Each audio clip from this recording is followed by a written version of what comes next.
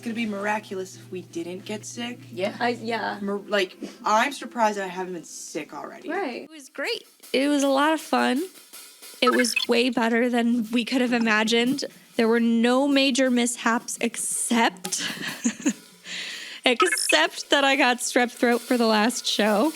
So we didn't play Phoenix, and that has to be rescheduled, which we are still currently working on. Yeah, that was honestly the biggest letdown, and I was really upset that I wasn't able to play. I cried a lot. I cried for like days. But see, mine was weird. It didn't get really, really bad until after the fevers kicked in, which is usually the other way around. Usually you get like the really bad sore throat first, and then the fevers come in to like try to take care of it. But my body was like, fucking nope. Yeah.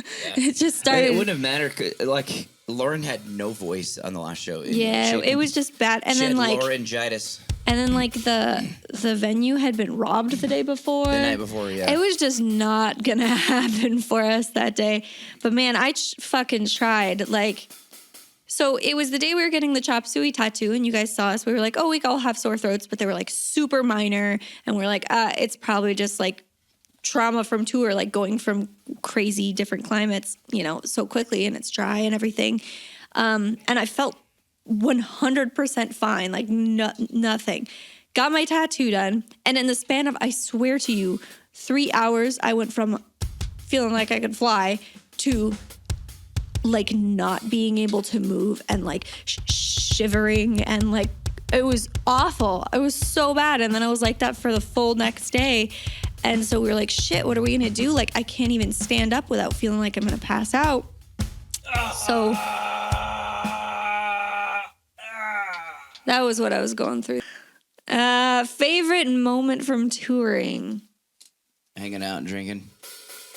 Yeah, I think my favorite part of touring was actually the in-betweens, because those are the times that you got to reflect on what was actually happening. I think during the shows it was so wild and crazy, and we're like in it a lot, that we're not really thinking about it as much, versus like after our first show in LA, me, Lauren, and Violet were all very terrified, because this is the first time that a lot of us have played. I mean, Violet pretty much never played a real show before.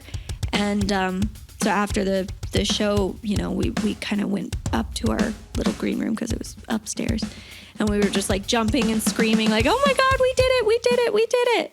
It was very rewarding and fulfilling, because it was like, it felt like, okay, this is gonna work. You know what I mean? Like you can practice and practice, but until you're actually on stage and everything's working the way that you planned, it's hard to know how much of it's gonna go down okay. So, and there was so much stress. We were an hour late to load in, as there was a traffic obviously in LA, which we had accounted for, but there was an accident, and it just caused us to be late, and we were freaking out because it was the first day. Oh, it was absolutely awful, but we got it all done, and so it was just such a big relief after that was done. We felt very excited. We kind of found our way as tour went along, and that's really common. Like we would play a song and then say something funny and then realize, oh, that's really cool. We could keep playing with that next time. And so we just kept building on it every single time, and it kept getting better and better. It really felt like finally by that last show in Denver that we were like, oh, we're really finding our groove here. So I was so excited for Phoenix. That's another reason why I was so let down, because I was like, oh, we finally got our, like, everything's just flowing, right? It's just easy. Do you miss being on tour and exploring different cities with the girls? Yes. I think I knew that Violet and Lauren and I would get along, but I didn't know that we'd become best friends. Those are big words there. Careful. What do you mean? You can say they became yours, but you can't They speak became for other my people. best friends.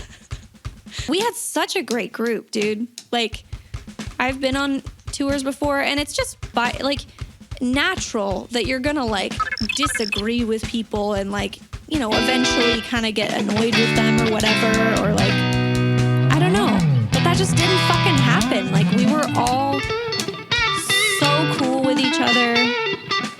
was never any tension or any, maybe between Brad and I, but like we're married, so that's different. But like, yeah, it's just, it was very cool. I will say, so tour's technically not over, you guys. Yeah. We're just waiting for the rest. We have a long break. Yeah, we just have it picks up in July, and we might have the pickup show before then. We're just trying to figure that out for the Phoenix show. All right, tour stories. All right, so we're in. Where are we?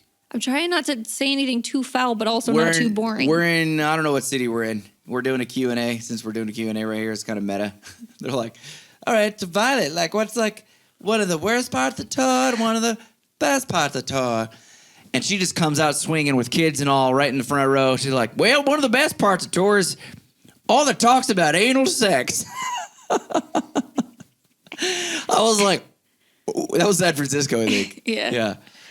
It is the best part. Now, when you're in a van and you're driving for 7 to 12 hours, you talk about the dark pits of hell and everything. Except for Joe. Joe keeps his ears in the entire drive. It's really just getting to know people, honestly, in a really like condensed amount of time is pretty exciting because you have a very finite amount of times and you're stuck together. So I don't know. My favorite part was just playing drinking games with the girls. And I don't mean like getting plastered. Like I started wine tasting on this tour. Yeah. Like I can't really drink because I get headaches. And all of a sudden I discovered red wine. And so like one night we went out to dinner and like they brought me a bottle and they're like, here you go, sir. And I was like, oh, fancy. and there was a guy in, I don't remember what city because I can't remember any of them anymore. I think it was Portland. His name was Jeff.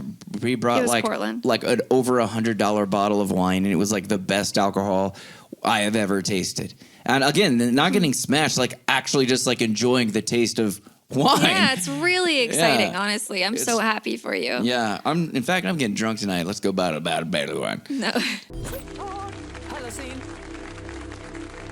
Halocene.com for all your Halocene related needs.